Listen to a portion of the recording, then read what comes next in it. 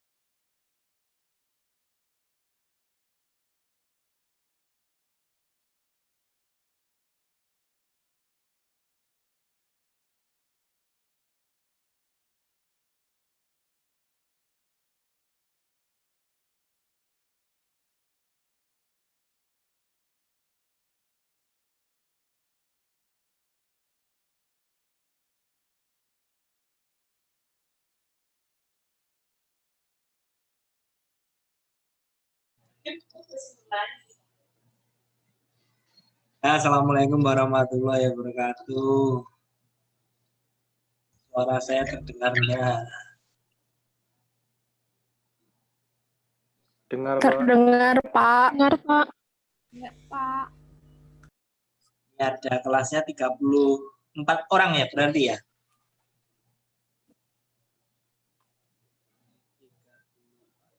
Pak. Satu kelas 38 mahasiswa, Pak. Oh, 38, tapi ada yang belum ya? Iya, Pak. Kita mulai perkuliahan kita.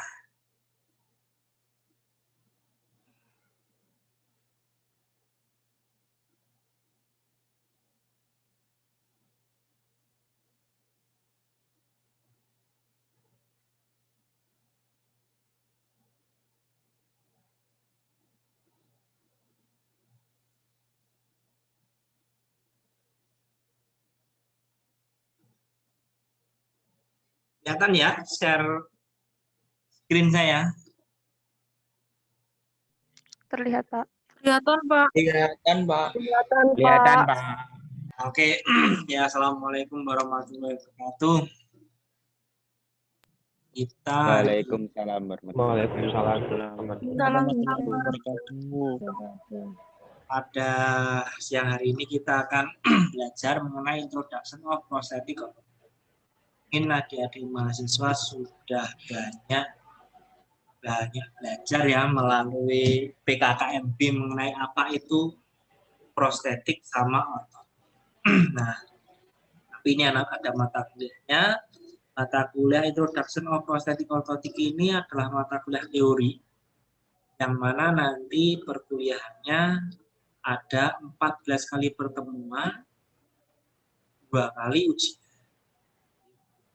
ujian mid semester atau UTS, ujian mid semester sama ujian akhir. 14 kali pertemuan, nanti kita ada tatap maya seperti ini, presentasi oleh dosen, terus nanti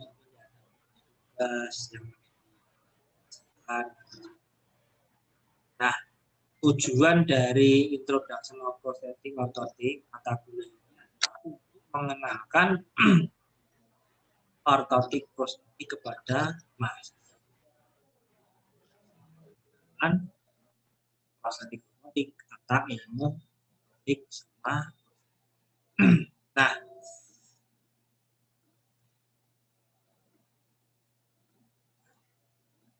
selanjutnya saya akan memperkenalkan diri. Nama saya Nur Rahmat. BPO itu Bachelor Prosthetic Orthotic. MKes itu Magister Kesehatan. Lalu saya riwayat pendidikannya. Yang pertama, lulus sarjana ortotik prostetiknya dari Pakistan Institute of Prosthetic Science.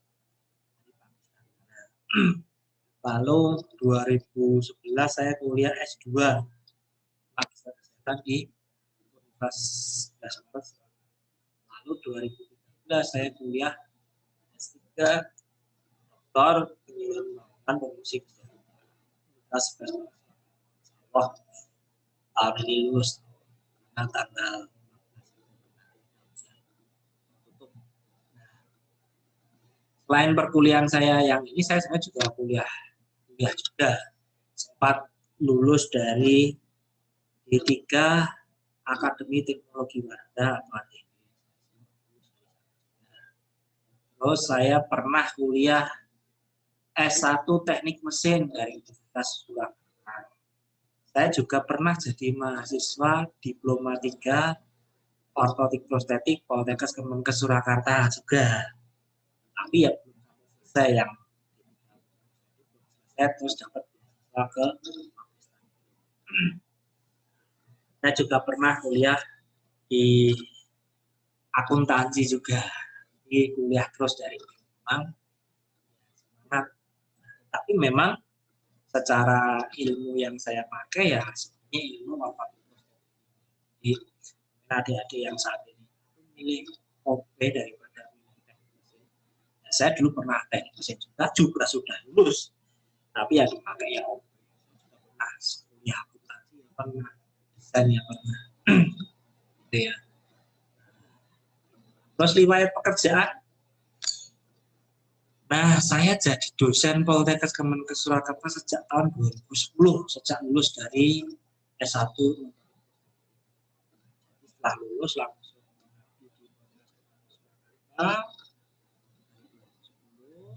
hotel dulu, lalu jadi di beberapa sampai 2011 di Depan itu saya ikut menjadi pendiri apa prodi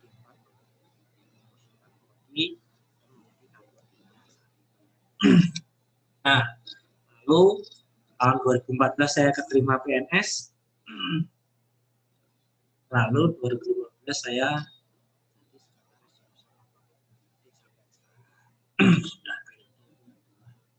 nah, sejak 2010 saat saya balik dari S1, saya mendirikan perusahaan dalam bidang ortotik prostetik. Dulunya adalah CV Puspito Ortotik 2010. Lalu 2013 saya mendirikan lagi PT. Saya juga sempat mendirikan yayasan mobilitas tanpa batas. Tahun 2015 saya juga membuat perusahaan PT Mobilitas Kreasi. Jadi itu adalah riwayat pekerjaan yang kebanyakan yang nanti. Saya juga ada beberapa perusahaan lain yang sebenarnya bukan berkecimpung di bidang OP, tapi di bidang nah, tapi yang mau saya kenalkan adalah oke, sebelum masuk ke sini, saya rumahnya di Solo, Sumber, Klaten, RT 5, RW 3, Sumber, Sari, sekarang COVID. Terus sudah menikah, punya 2 anak. Saya berspesialis kerja di rumah sakit jiwa RSJD.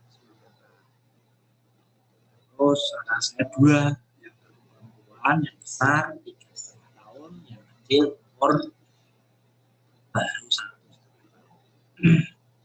Ya, nah, baik, karena ini mengenalkan tentang UP, saya akan sedikit. Kalau tentang Poltekkes Kemenkes Surakarta, sudah tahu lah ya. Contoh saya mengenalkan apa itu ortotik prostetik, peluangnya bagaimana, seperti apa, produk-produknya seperti apa. Kita bisa lihat misalnya.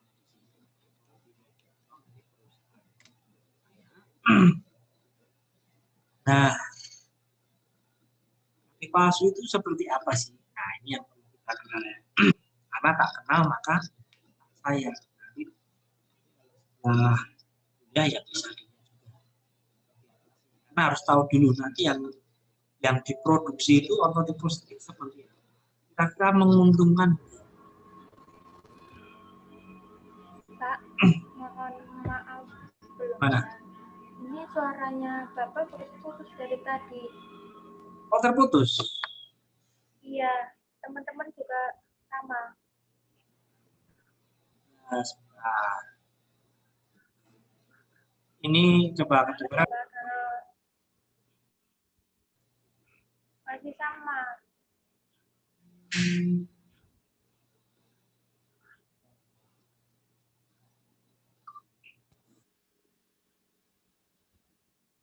Tes. Kedengaran ya?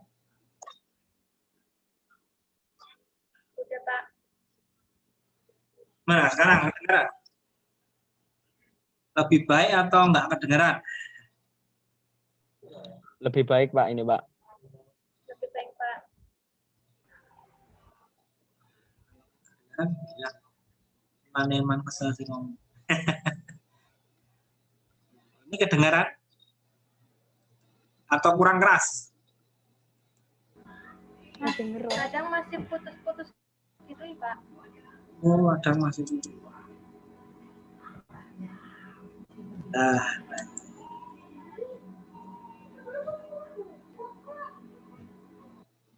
oke, berarti kurang keras mungkin saya ngomongnya.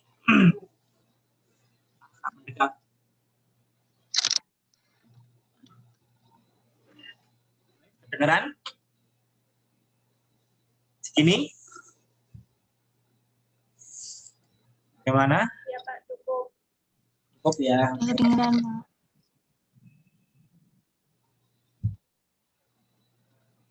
Oke. Oke, lanjut ya.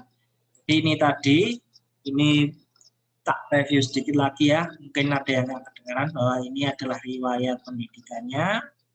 S1 OP, S2 Angkes, S3 Pongkes, terus bekerja sebagai dosen, aprodi, terus sekarang di sektor aktif masih di perusahaan bidang ortotik prostetik. Nah, ini saya mengenalkan mengenai apa itu ortotik prostetik.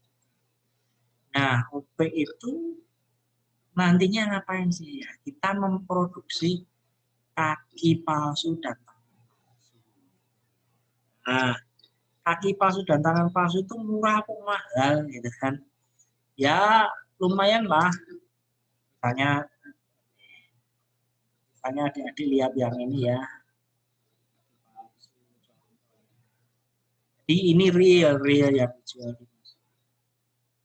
Itu kalau dilihat misalnya ini. Nah, seperti ini yang nanti kita produksi. Harganya berapa? 25 juta. Lumayan toh. Terus misalnya ada kaki palsu. Nah, inilah produk yang nanti kalian akan produksi.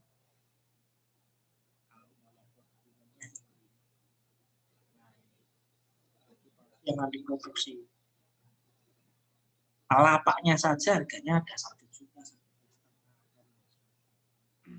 Palsunya 20 juta.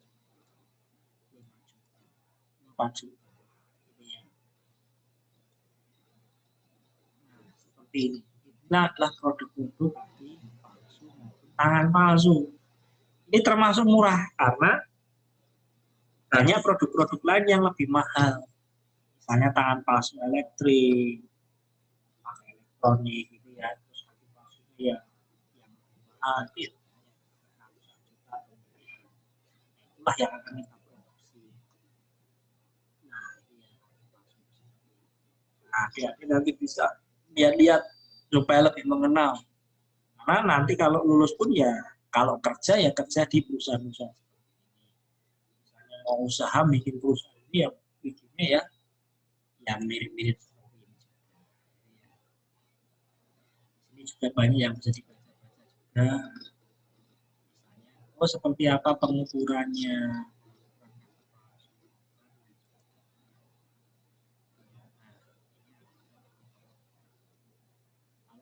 Kalau isi lengkapnya bisa lihat di setmap. Dapat artikel ya 3.000-an 2019 artikel kita mau lihat ya nanti bisa dilihat. Nah, kita lanjutkan.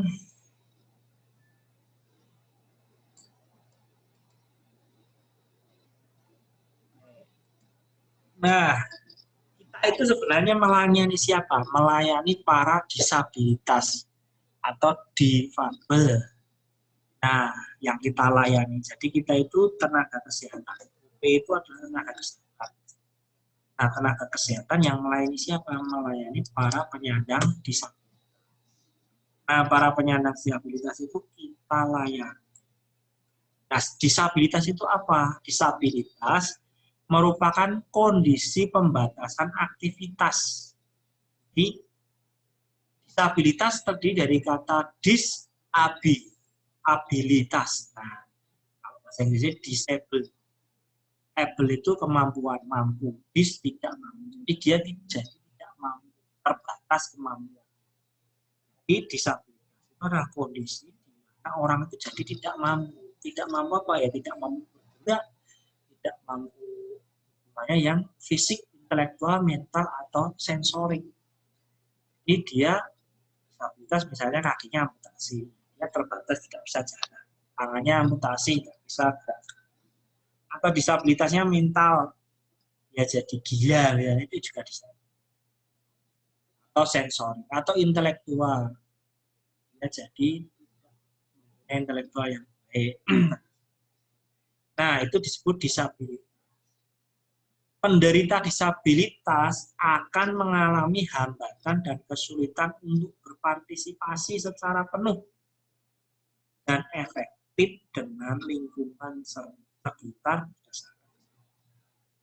Jadi orang disabilitas itu memang mengalami hambatan karena dia amputasi atau kakinya mengecil atau kakinya kaku atau patah atau apapun itu, karena itu dia terbatas. Karena dia terbatas, dia mengalami kesulitan. Kesulitan untuk apa? Ya berpartisipasi secara penuh. Misalnya ada lomba lari ya, misalnya mau kerja bakti yang ada menek-menek ya tidak pakai bisa, dan lain sebagainya. Nah, itulah disabilitas. Orang-orang disabilitas itu kan mereka mempunyai pembatasan aktivitas, nah, gara-gara kondisi dia. Tetapi orang-orang tersebut sebagian besar sekarang tidak mau disebut disabilitas. Mereka maunya disebut difabel.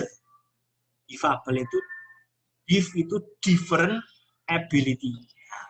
Difabel kalau bahasa Indonesia difabel, kalau bahasa Inggrisnya difable gitu ya. Different ability. Jadi mempunyai kemampuan yang berbeda. Jadi orang difabel itu orang yang mempunyai keterbatasan fisik, orang-orang disabilitas, tetapi yang dia berusaha menjalani peran selayaknya orang normal. Cuman caranya yang misalnya orangnya amputasi, ya menjalani peran lainnya orang normal, tetap jalan, tetap kerja, tetap naik motor, ya kan? Tapi caranya mungkin sedikit palsu, harus pakai roda, atau harus lompat-lompat, pakai krek. Tapi dia tidak mau disebut tidak mampu, dia maunya disebut mampu, tapi sedikit berbeda dengan umumnya, gitu ya. Disebut defect. Ada beda antara disabilitas sama difabel. Difabel itu orang-orang disabel yang mau tetap berperan dengan cara yang, kalau yang disabilitas itu ya dia fokusnya dia, oh saya itu punya keterbatasan, maka saya terpaksa tidak bisa berperan penuh.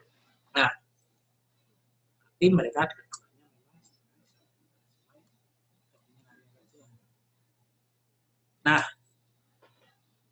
disabilitas itu terdapat 4 jenis. Yang pertama, disabilitas fisik. Fisiknya yang terdapat pembatasan. Misalnya amputasi, misalnya lumpuh. Paraplegia ini juga lumpuh tapi kedua kakinya. Atau stroke. Stroke itu apa? Stroke itu ada aliran darah yang tersumbat. Aliran darah yang ke kepala ini, aliran darah ya, itu membawa oksigen untuk memberi pernapasan terhadap otak. Kalau dia oksigennya terhambat, oksigen yang dibawa darah atau nutrisinya juga, kalau terhambat, terus jadinya stroke. Otaknya yang tidak terkena aliran darah tadi, terhambat aliran darahnya, akhirnya otaknya tidak bekerja.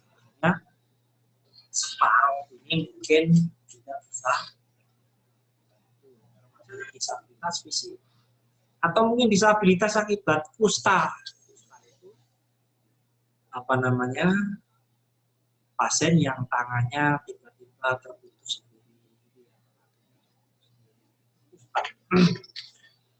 atau lepra. Bisa juga cerebral palsy. Dan yang saat lahir, dia lahir, tetapi saat lahir itu dia sudah memiliki disabilitas. Nah, karena kerusakan otak cerebral itu otak palsu itu otak. Jadi karena otaknya secara lemah, mungkin dia tidak bisa jalan atau kaku dan sebagainya. Nah, ini adalah disabilitas yang paling banyak dibantu oleh kita agar ortotik.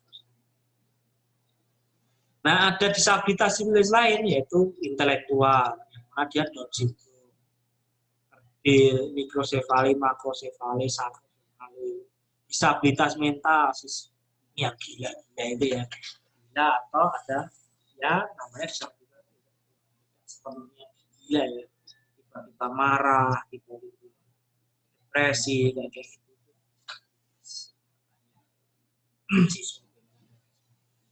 Ada bipolar.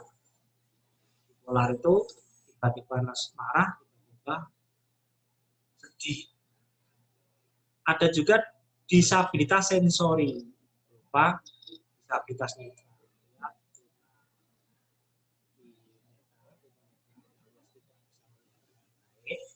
Atau buta atau tunarungu.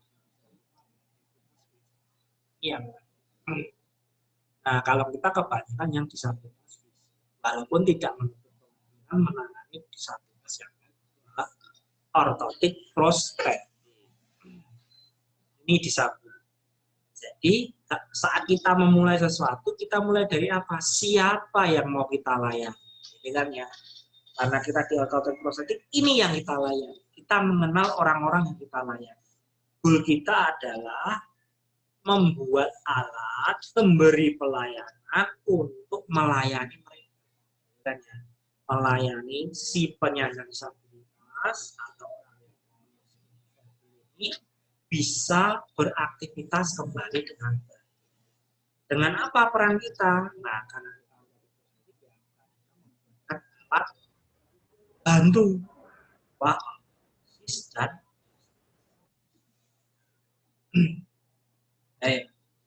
selanjutnya.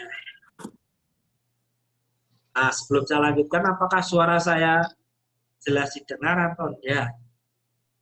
Putus-putus, Pak. Putus. Sudah putus-putus, Pak. Putus, Putusnya Pak. Bang. Belum balik lagi. Pusing oleh putus-putus ini. Bapak coba pakai mikrofon, ge. Kalau nggak pakai headset. Wah, tak cek sih.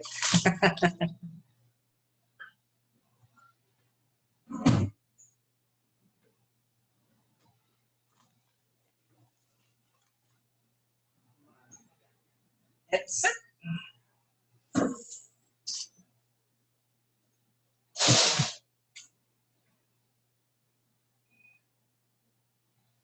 Bentar ya, saya punya ide. Mana headset Pak? Saya nggak usah. Ya, taruh sini. Amelu pakai.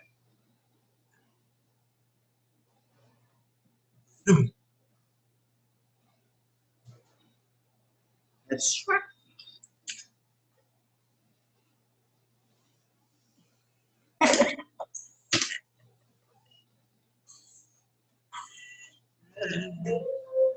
Saya kuwi Pak. Netflix. Nyekis. Iya lah. Yo.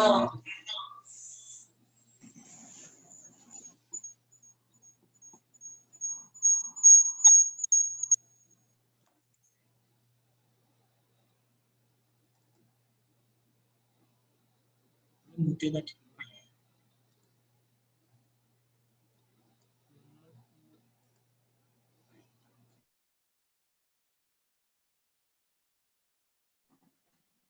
Suara saya terdengar nggak? Oh, terdengar. Saya saking banter ya terdengar. Itu cara ngeliat.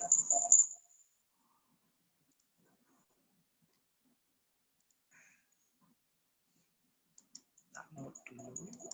Nah, suara saya terdengar ya? Ya, Dengar, sudah. Pak. Jelas Sudah, ya? Pak. Sudah dengar, Jelas, Pak. Pak.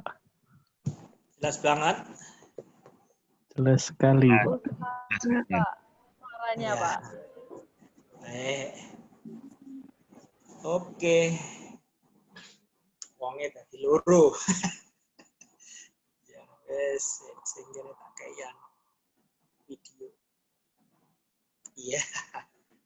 Namanya gaya apa dong? Oke ya.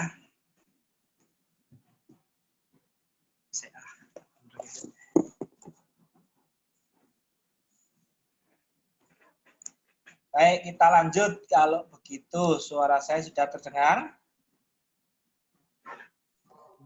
Sudah, Pak. Ya, Sudah, Pak. Oke. Jadi bagusan. Ya. Sampai mana tadi? Ya, ini tadi ya. Jadi kita itu melayani para penyandang disabilitas atau difabel. Ya, jadi kita mulai dari mengenal siapa yang akan kita layani. Yang kita layani adalah penyandang disabilitas atau disabel. Disabel yang mana? Disabilitas yang mana? Disabilitas fisik, gitu ya. Nah, disabilitas fisik yang ini. Itu yang kita akan layani. Oke. Selanjutnya, karena kita sudah tahu siapa yang kita layani, kita harus tahu apa profesi kita. Nah, profesi kita adalah profesi yang disebut ortotis prostetis. Apa itu ortotis prostetis? Ortotis prostetis adalah tenaga kesehatan yang mempunyai kompetensi untuk membuat alat bantu kesehatan. Alat bantunya apa? Ortosis maupun prostesis. Nah, tenaga kesehatan yang dimaksud ortotis prostesis ini minimal D3 ortotik prostetik. Nah, tenaga kesehatan ortotik prostetik ini membuat alat berupa ortosis maupun prostesis. Untuk apa? Untuk kesehatan fisik maupun psikis. Yang tadi kan kita berbicara bahwa ada disabilitas ya. Nah, utamanya disabilitas fisik kan. Untuk kesehatan fisik dan juga psikis. Berdasarkan ilmu pengetahuan dan teknologi. Jadi yang kita buat itu adalah berdasarkan ilmu pengetahuan dan teknologi. Untuk apa? Untuk meningkatkan derajat kesehatan individu, kelompok, dan masyarakat. Jadi, supaya derajat kesehatan individu orang-orang itu bisa meningkat. Atau kelompok-kelompok orang, ya, kelompok-kelompok disabilitas. Atau masyarakat Indonesia secara menyeluruh yang mengalami kebutuhan alat bantu. Nah, itu semoga bisa terbantu dengan adanya ortotis prostetis. Nah, masyarakat itu derajatnya ditingkatkan dengan ilmu pengetahuan teknologi OP, gitu ya. Masyarakat yang dimaksud adalah masyarakat yang mengalami kelemahan diakibatkan oleh adanya gangguan fungsi anggota tubuh dan anggota tubuh itu apa? Ya tangan, kaki, nah itu anggota tubuh. Nah, tubuh yang mana? Tubuh itu yang terakhir. Ini tubuh yang ini anggota gerak tubuh, tangan dan kaki. Atau lengan atas, lengan bawah, ya, dan tungkai atas, tungkai bawah. Nah itu. Yang mana anggota tubuh maupun terang itu tubuh ya, itu bisa juga mengalami gangguan atau mungkin hilang itu teramputasi. Misalnya kalau anggota gerak tubuhnya tangannya itu amputasi, ya. Atau mungkin kurang itu sejak lahir kakinya ada yang kurang, kan ada itu bayi lahir kakinya nggak ada telapaknya, itu juga. hilangnya bagian anggota gerak tubuh yang dapat mengakibatkan gangguan atau kelainan anatomis, fisiologis, psikologis, dan sosiologis.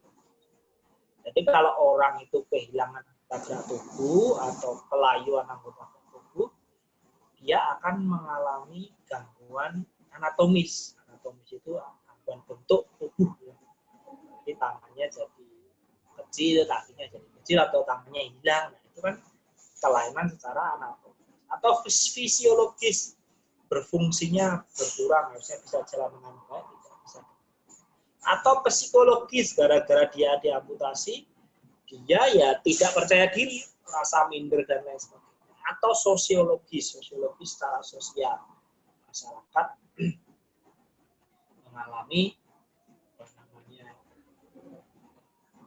tekanan-tekanan dari sosial, jadi malu untuk bergaul. Nah, apa itu ortosis? Kalau tadi ortotis dan prostetis, belakangnya tis ini adalah orang. Dentis itu dokter. Ortotis ya ahli orang yang beralat itu ortotis kan prostetis. Tis itu adalah orangnya. Alatnya disebut ortosis. Ortosis itu apa? Kita tadi bicara banyak. Kita membuat alat bantu ortosis sama prostesis. Ortosis itu apa? Ortosis adalah alat bantu kesehatan. Karena ini alat bantu tapi bukan alat bantu yang lain, tapi alat bantu kesehatan yang berfungsi untuk apa? Untuk bracing, splinting, dan supporting. Berfungsi untuk menopang, mengkoreksi, ya, membantu.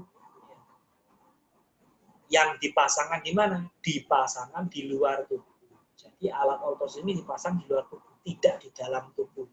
Jadi tidak sing dioperasi terus dalamnya dikasih, itu enggak.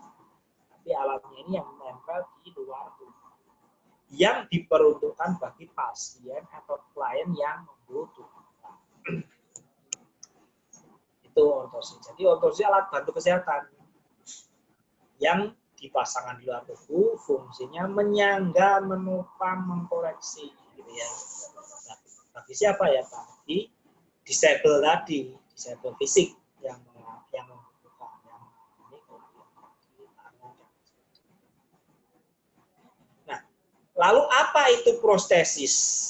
Prostesis adalah alat pengganti anggota gerak tubuh. Jadi prostesis itu alat ganti. Kalau ortosis alat bantu, kalau prostesis alat ganti. Yang diganti apa? Anggota gerak tubuh yang hilang atau kurang. Hilangnya karena apa? Oh, dia misalnya naik motor, jatuh, kelindes, kakinya hilang, diamputasi. Atau tangannya kena mesin potong karena kelalaian saat bekerja. Nah, hilang tangannya. Awalnya punya tangan, awalnya punya kaki, tapi terpaksa hilang gara-gara suatu kejadian. Bisa juga kejadiannya itu mungkin kecelakaan atau disebut trauma, bisa juga karena penyakit gula, penyakit tumor, gitu ya. Atau dia kurang itu sejak lahir dia memang tidak mempunyai tangan ataupun kaki. Jadi dikasih prostesis ini. Dia alat pengganti anggota gerak tubuh yang mana dipasangkan di luar tubuh. Karena apakah ada prostesis yang dimasangkan di dalam tubuh? Ada. Tapi prostesis itu bukan kita yang boleh memasangkan. Itu dokter misalnya bedah ortopedi. Ada misalnya tulang paha yang sendi panggul yang rusak, akhirnya dilepas, diganti sendi panggul prostesis. Tapi prostesis dalam tubuh itu ya ada. Tapi kalau kita ortopedis ini bekerja untuk membuat alat yang dipasangkan di luar tubuh. Bagi siapa? Bagi pasien atau klien yang membutuhkan. Nah, Pelayanan ortotik prostetik. Nah, kita harus mengenal pelayanan ortotik prostetik itu seperti apa. Pelayanan ortotik prostetik merupakan pelayanan kesehatan kepada klien yang membutuhkan alat bantu. Prosesi tadi ya, terhadap anggota tubuh yang mengalami kelainan dan gangguan fungsi tubuh lainnya dan atau kehilangan anggota tubuh. Jadi kita memberikan pelayanan pada klien yang membutuhkan alat bantu ortosis atau prostesis, misalnya gitu ya. Tujuannya apa? Preventif, itu mencegah. Misalnya orang skoliosis atau tulang belakangnya melengkung. Oh, dikasih alat bantu spinal ortosis, mencegah supaya tidak makin melengkung. Namanya preventif. Atau korektif, mengkoreksi, ada kecacatan kaki, dikoreksi. Kuratif, penyembuhan, rehabilitasi, mengembalikan fungsinya dia. Awalnya dia tidak bisa jalan gara-gara amputasi atau nggak bisa jalan gara-gara stroke, dikasih alat bantu ortosis ataupun prostesis, dia bisa kembali lagi. Yang dilaksanakan secara menyeluruh, terpadu dan berkesinambungan. Nah, itu adalah pelayanan ortotik dan prostetik. Nah, selanjutnya, prostesis itu ada 2 jenis. Prostesis untuk amputasi anggota gerak bawah dan prostesis untuk amputasi anggota gerak atas.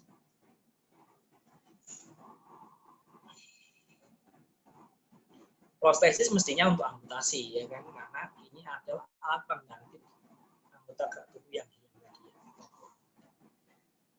Untuk anggota gerak, kenapa kok disebut anggota gerak? Jadi ini ada tubuh, ini ada anggota tubuh yang mana untuk bergerak, ya kan? Anggota gerak yang atas sama yang bawah. Ini yang bawah, yang nah, anggota gerak bawah berarti untuk yang mulai dari prostesis untuk amputasi panggul, yaitu hip disarticulation. Sini namanya hip.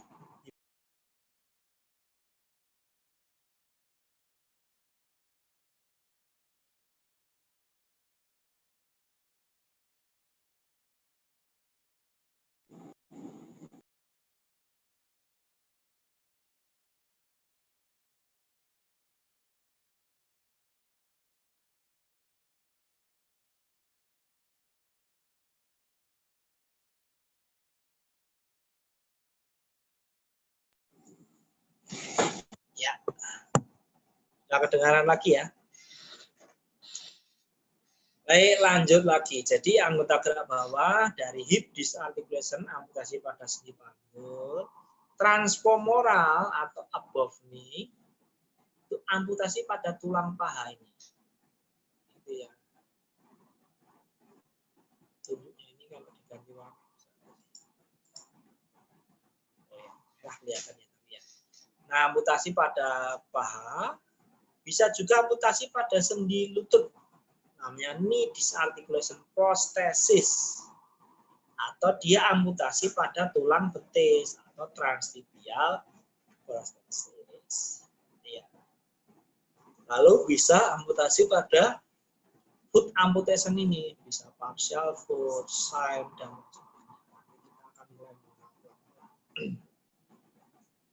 ini ya.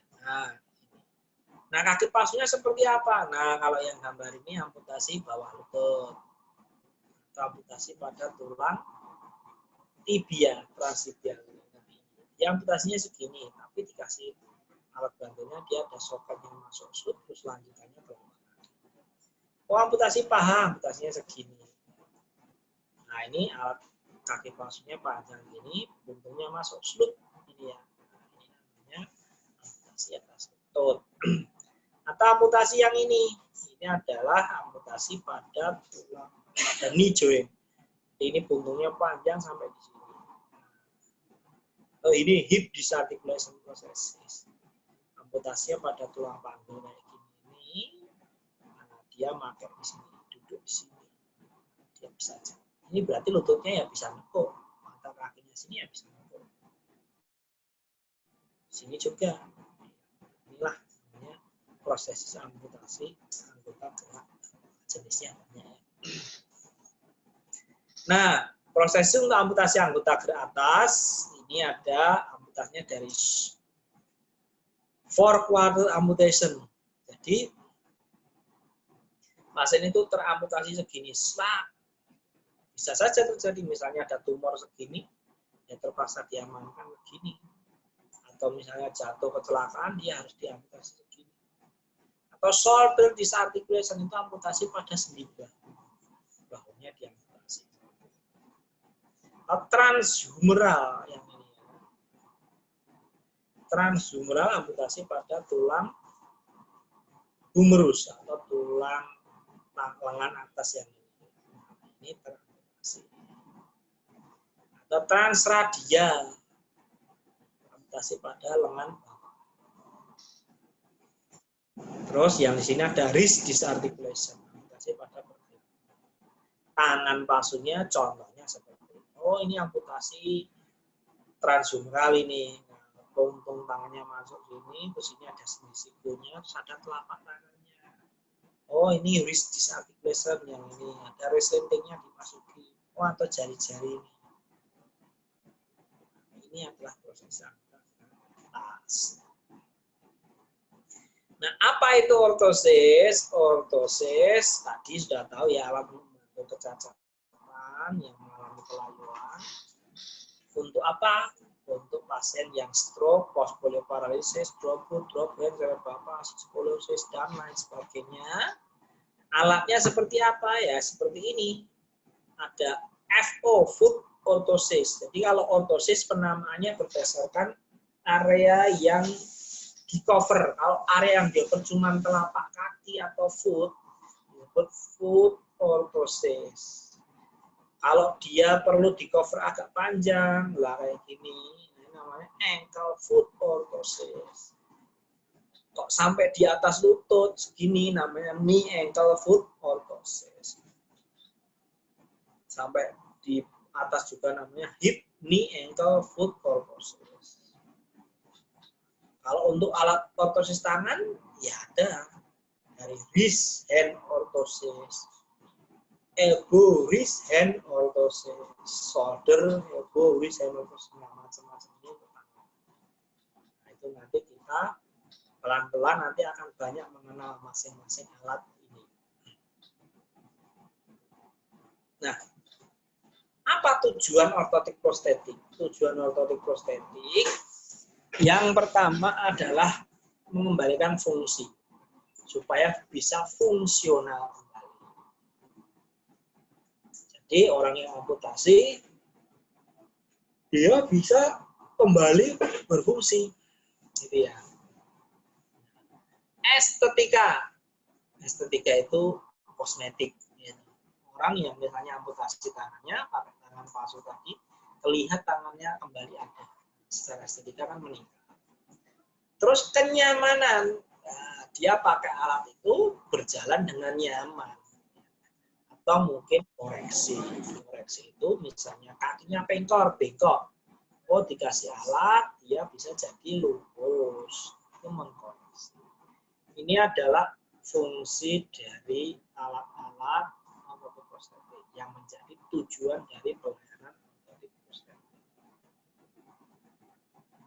Nah, kalau kita lihat lagi dari sisi tujuan ortotik prostetik tadi, pertama fungsional. Maksudnya gimana? Ya alat OP itu supaya bisa untuk aktivitas. Dipakai terus bisa aktivitas, pakai palsu, dan lain-lain.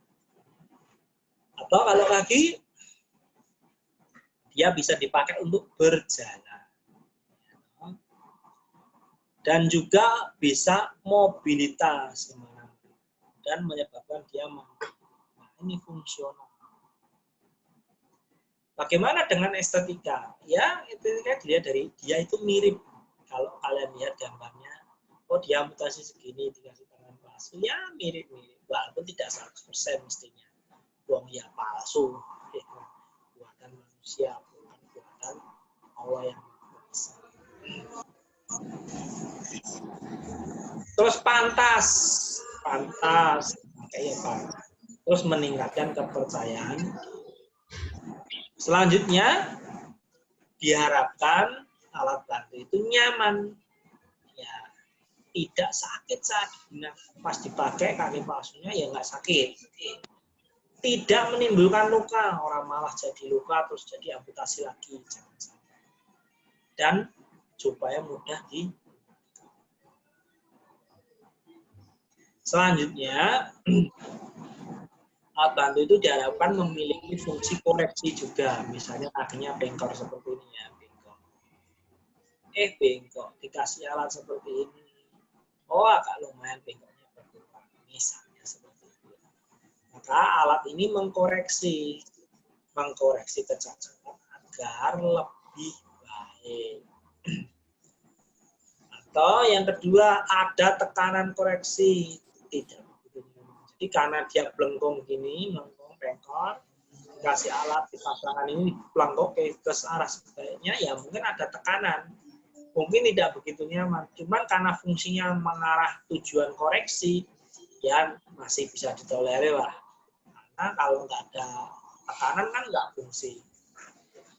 Yang ketiga, ini kalau kita mengkoreksi dengan alat OP, ya diharapkan ada evaluasi dan follow-up. Dicek secara berkala. Baik, selanjutnya. Proses pelayanan ortotik prostetik. Yang pertama, kalau kita mau memberi pelayanan ortotik prostetik, kalau kita kerja sebagai seorang OP seperti ini, ya, mengukur pasien, melatih pasien. Yang pertama adalah pemeriksaan. Jadi memeriksa pasien. Setelah diperiksa, jadi kalian nanti memeriksa, maka kita harus belajar anatomi, fisiologi, tentang tubuh manusia, dan supaya apa? Supaya bisa menegakkan diagnosa OP-nya. Oh, ini adalah amputasi di bawah lutut dengan kondisi lututnya seperti ini, dan lain sebagainya. Baru setelah ditegakkan diagnosa, mau dibikin akan dimulai dari diukur dulu, pengukuran, fabrikasi itu dibuat terus dicobakan pengepasan, cobakan kok nyaman, sudah dipakai jalan dan lain sebagainya, di finishing, dihaluskan, lalu pemasangan dan penyerahan, lalu informasi dan edukasi juga diinformasikan, Pak ini dipakai alatnya berapa lama, seperti resep ini dipakai berapa lama, 3 kali sehari, alat OP ya ini dipakai awalnya 4 jam, lalu 5 jam, lalu seharian. Lalu dievaluasi. Disuruh datang lagi sebulan lagi untuk dicek. Terus ada dokumentasi, mendokumentasikan. Dokumentasi tidak mesti hanya foto, ya dokumentasi catatan, rekaman, dan lain sebagainya. Hal-hal yang perlu disimpan. Nah, pelayanan ortotik prostetik itu bisa, kalau kalian nanti lulus sebagai seorang OP, itu bisa melayani langsung kepada klien. Ini ada orang amputasi, mau kalian layani langsung bisa, yaitu tanpa rujukan dari tenaga medis, tidak dirujuk langsung kalian layani bisa. Tapi ada juga layanan yang berdasarkan rujukan. Nah, ini yang mana? Ya sesuai dengan kondisinya. Kalau misalnya tulang belakang, oh ya berarti harus ada rujukan. Oh cuma amputasi dan tidak ada komplikasi, amputasinya ya bisa.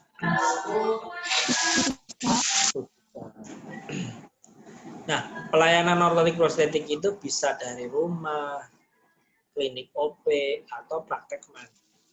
Dari rumah maksudnya gimana? Mungkin pasien dikunjungi ke rumahnya, home visit atau home care. Atau klinik OP, ada suatu klinik OP misalnya seperti Kabangan. Orang datang ke sini. Atau praktek mandiri itu ya kayak dokter praktek di rumah itu ya. Ini OP praktek.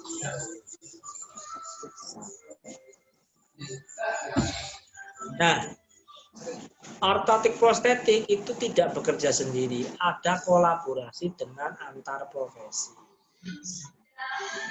Disebut interprofesional collaboration. Jadi bekerja bersama profesi-profesi yang lain.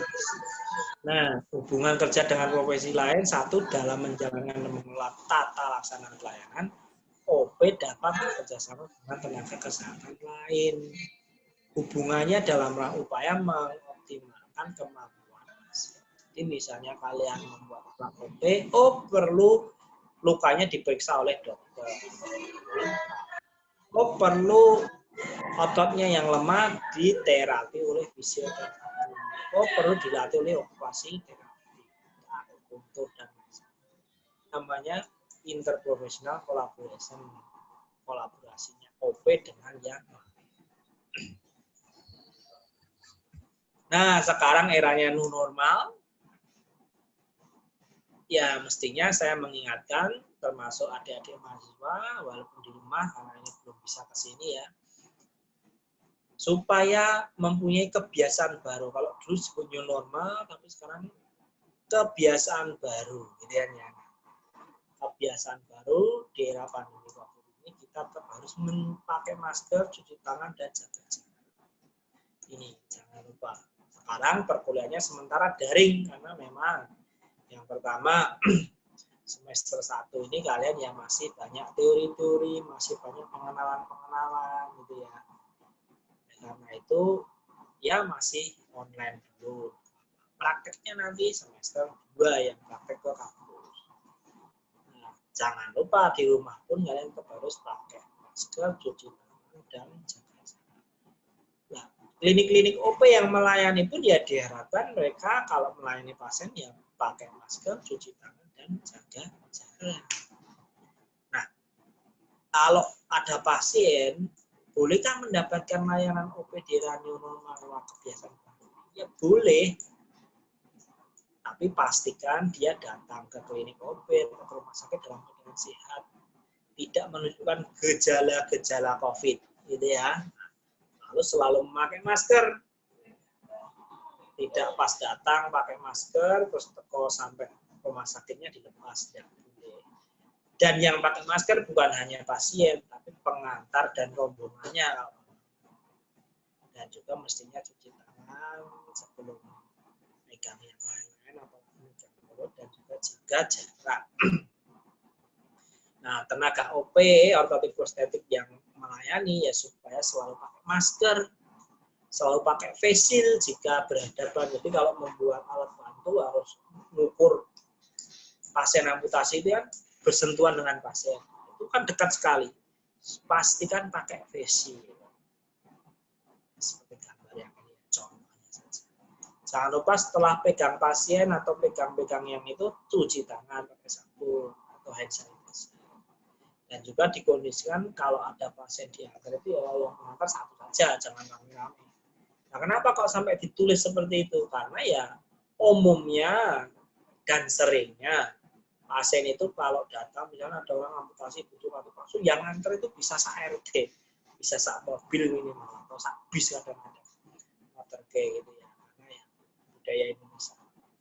Terus jaga jarak, jangan lupa. Lalu alat-alat OP itu yang sudah dibuat, itu ya supaya dibersihkan dengan alkohol. Dan hand sanitizer ya boleh. Bagian-bagian yang mungkin akan disentuh pasien juga. Nah, ini adalah referensi dari materi yang saya share. Nanti teman-teman yang tidak bisa mengikuti ini nanti ada tayangan ulangnya lewat YouTube. Nah, jangan khawatir, nanti saya share di YouTube. Linknya saya share di grup WA. Jadi kalau tadi nggak begitu kedengaran atau apa, nggak masalah. Nanti bisa di-share di YouTube, tayangan ulangnya, rekamannya. Karena tidak semuanya mungkin jelas suaranya dan mungkin harus diulang-ulang ya. Atau mungkin ada yang kemarin izin juga tidak bisa mengikuti karena ada mati lampu, pemadaman secara massal di lingkungannya, ada sinyal kalau mati lampu nggak bisa nyala. Jadi nanti kita kuliah itu ya ada tatap mukanya sini. Mungkin tidak begitu lama ya, 1 jam atau paling lama ya 2 jam, jamnya 2 jam. Biasanya saya 1 jam saja, selebihnya nanti kalau mencatat ulang apa yang sudah saya sampaikan. Jadi tugasnya pada hari ini adalah setelah saya close Zoom-nya ini adalah kalian menulis ulang dengan kata-kata kalian sendiri. Boleh ditambahi lebih baik, diketik, nanti dikirim lewat email. Emailnya saya kirim lewat WA grup ya, ditulis lagi. Kenapa kok harus ditulis lagi? Ya supaya teringat lagi, oh ini ortotik tadi apa sih, prosetik apa, nah, itu diketik. Boleh mengetik apa yang saya sampaikan persis, atau ditambahi agar lebih baik yang tulis saja.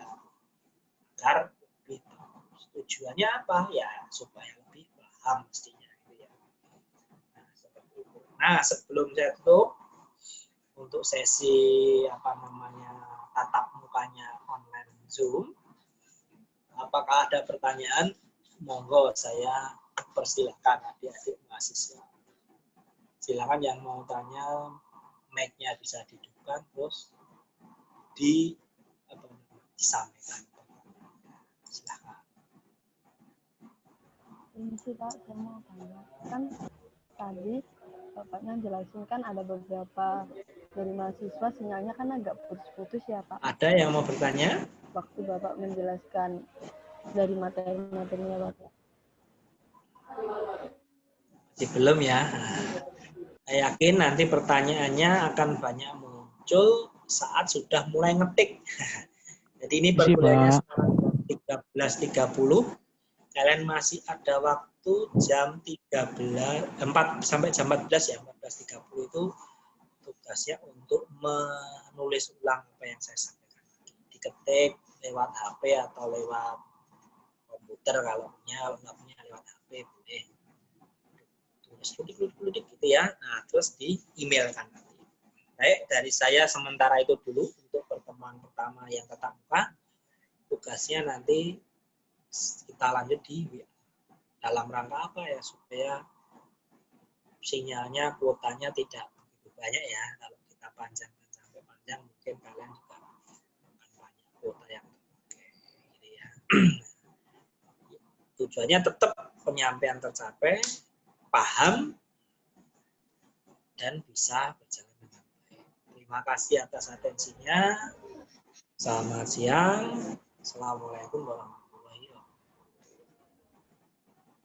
Waalaikumsalam warahmatullahi wabarakatuh. Waalaikumsalam warahmatullahi wabarakatuh. Waalaikumsalam warahmatullahi wabarakatuh. Waalaikumsalam.